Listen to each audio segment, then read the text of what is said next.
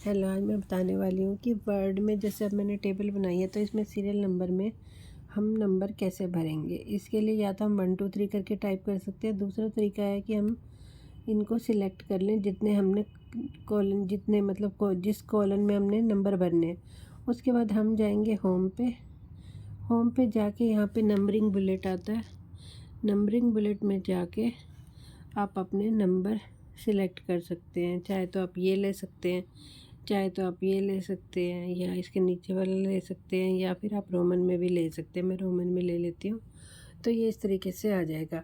अगर आप इसको चेंज करना चाहें तो दोबारा जाएं, इस पर क्लिक करें, 1 2 3 को सिलेक्ट करें तो यहाँ पे 1 2 3 4 5 आ जाएगा। तो इस तरीके से आप अपना नंबर फिल कर सकते हैं अपनी टेबल में।